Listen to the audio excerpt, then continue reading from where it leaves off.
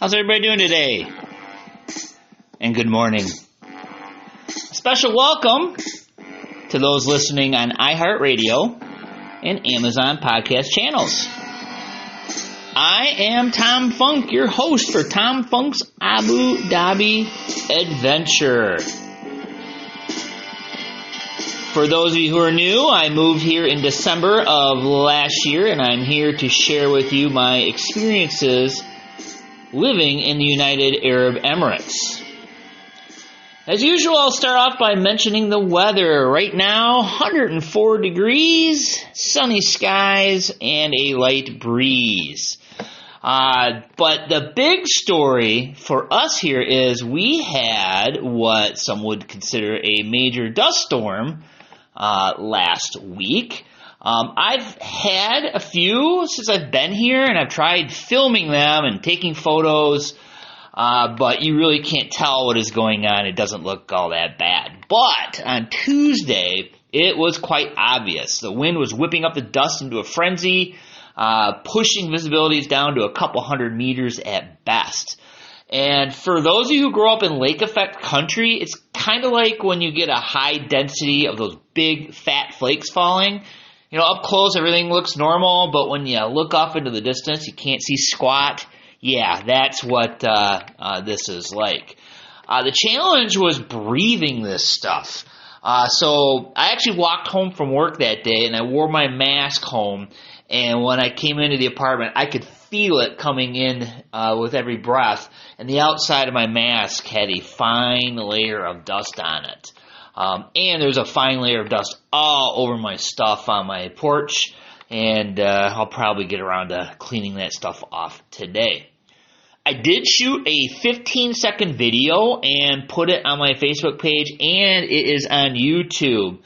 And it just so happens this video is now the most viewed video on my YouTube channel. So all that other cool stuff I've been posting, yeah, well, a dust storm is my number one video now. But hey, go to my YouTube channel when you have a chance and check it out. It's only 15 seconds long. As for your weather, well, this morning I woke up to the news that there was a tornado that ripped through the business district of Gaylord, and it made the news all the way over here. Looking at your forecast, it appears the weather still cannot make up its mind what it wants to do. Here, the highs and lows have finally stabilized to pretty much the same high temperature during the day and the same low temperature at night. So highs are right around 100, lows are in the upper 70s, and they're only going up from here.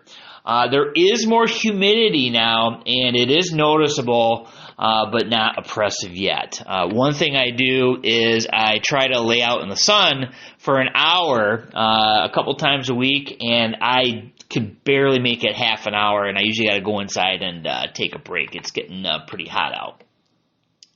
So the big news of the week here in the UAE was the passing of the president of the country, Sheikh Khalifa.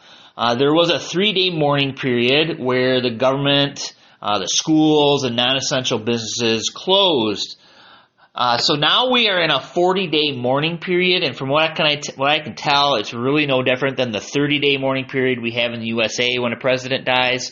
You know, tributes, flags at half-staff. And here in the paper every day, there's been a carousel of world leaders flying into the country and offering condolences. At the end of the podcast, after the bumper music, stay around. I will walk you through what a typical Muslim funeral is like.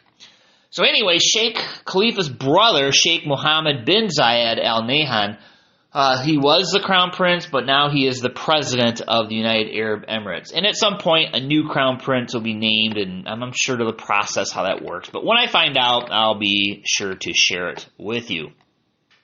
So since everything was closed and we're supposed to be mourning, I just lied low all weekend. Did a couple bird watching excursions, didn't see any new birds. It's getting to the point where it's too hot around sunset to bird, and it becomes too hot to be out in the sun after 10 a.m. So I've only been going out at sunrise to do any bird watching before it gets too oppressive. I'm thinking my bird watching will be at a minimum, or maybe not at all, in less than a month. By then, the birds have migrated through the area. The local birds are done breeding, and they go through molt, and they probably lie low as well, since it is so hot. Work is progressing. I'm hoping to know exactly how many people we can hire in about a week. I'll be posting opportunities, which will be mostly entry level, but if you're an organized, retired school teacher who likes to keep others organized, I'm hoping to hire more instructors. So stay tuned for that.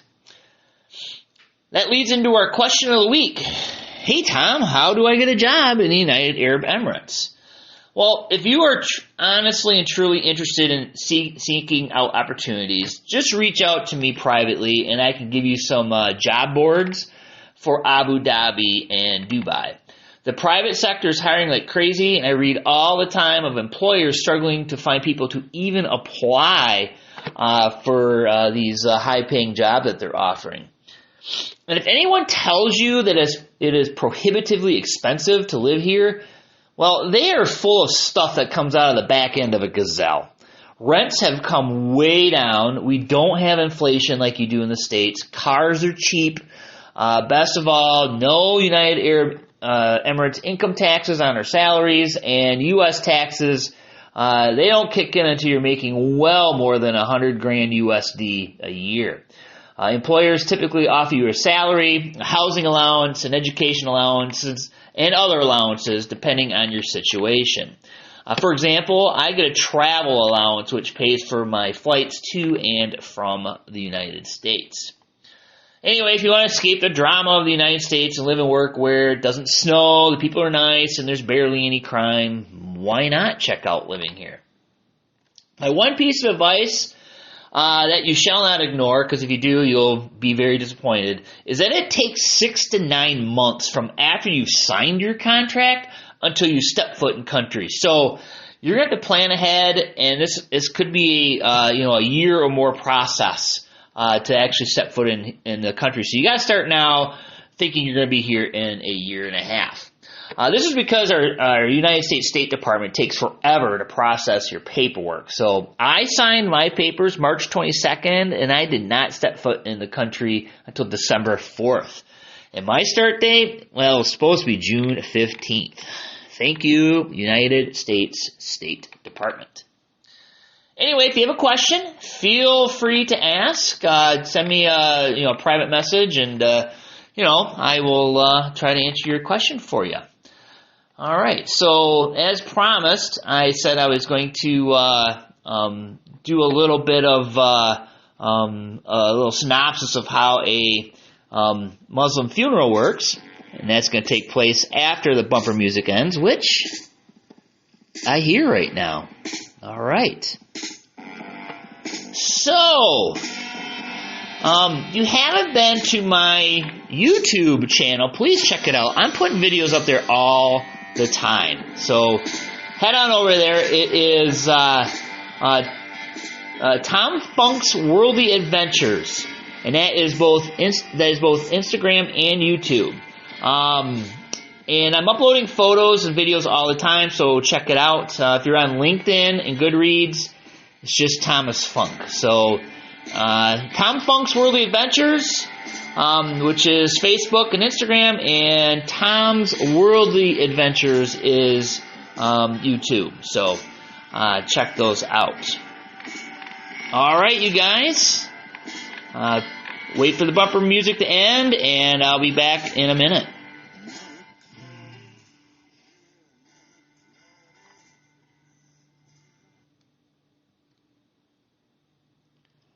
All right, you still there? All right. So, when a Muslim dies here, it is a little bit of a process that is quite different than a Christian burial. And I'm just going to kind of go through a document that kind of summarizes some of the things that takes place. So when a Muslim dies, they want to be buried in the ground within 24 hours, and my understanding is they want to be buried by sunset on the day they pass away. So The whole community participates in a Muslim funeral, and you can imagine when a president dies, the president's here, this is a tribal community, so they have large extended families. So, what happens is just after death, the eyes and mouth of the deceased are closed, the body is covered with a sheet, and their head is positioned to face Mecca. Family and friends ask Allah to forgive the sins of the departed. So they then prepare the body, which has to be completely cleaned. It has to be cleansed at least 3 times, either by the spouse or a same-sex family member.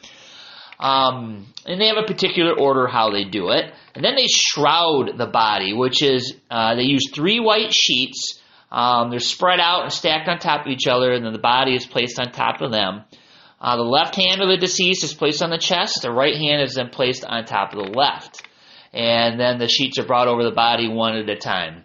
And they have a process that they do that. Then a rope is tied at the top of the head and another below the feet. Kind of looks like a Tootsie Roll kind of situation. So, and it's in a white shroud. So, then the body is taken to the funeral, to the burial place. Usually an imam, an Islamic priest, I guess, or the oldest male family member will stand at the front facing Mecca, and the body is placed in front of them.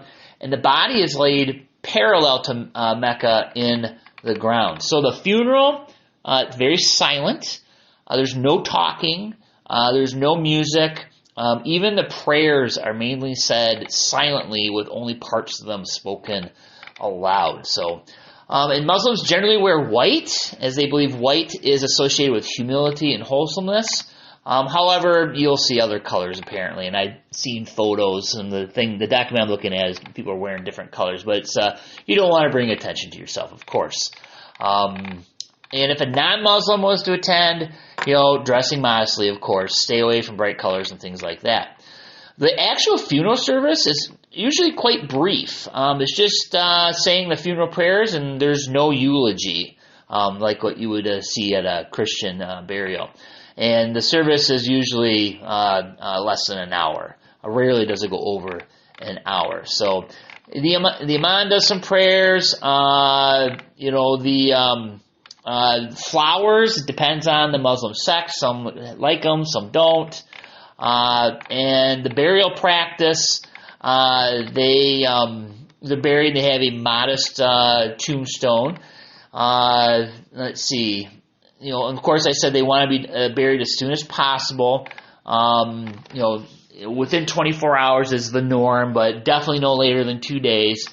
So for that reason, there's no viewing ceremony, eulogy, that type of thing. Embalming is not performed. They do not cremate. They also do not do an autopsy unless it's required by law. And transporting a body from one country to another, so if you're traveling, usually get buried in the country that that you pass away. And as I mentioned, they don't cremate. So the casket is taken to the burial site by 4 family men. The grave, as I said, is dug parallel to Mecca. The body is placed lying on the right side, also towards Mecca. Depending on the area, sometimes it's men only at the funeral, sometimes it's men and women. So the mourners who are present, they'll throw handfuls of dirt onto the casket, and they have a little prayer that says, "We created you from it, and we return you to it, and from it we raise you a second time." So then at that point they lower the casket and the grave is filled. And like I said, a small marker is allowed. You probably heard of burial at sea. It's usually not allowed unless under extraordinary circumstances. And so that's basically a Muslim funeral. It's pretty quick. It's pretty low-key. And there's a lot of tradition and ceremony that go with it. So thought I would share that with you. It was there wasn't like a big production on TV. We just saw news snippets because it happens pretty quick. You may remember when Princess Diana passed away. They, dragged her all around England. No, they don't do that here. They just, you pass away, they get you prepared, and they get you to the graveyard, and they get you in the ground. They really don't mess around. So, well, there you go. Thanks for listening. I like sharing some of this culture with you. I encourage, anyone that has a time, I can recommend some books. If you're interested, you can reach out to me, and maybe at some point in the podcast, I'll recommend some books to read.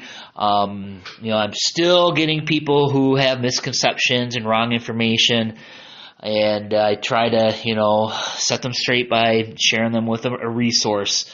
It's different here. But, I've read a lot about it, and, coming to an understanding. It's just different, and that's okay. Keep that in mind. All right, thanks a lot, you guys, and we'll see you next time.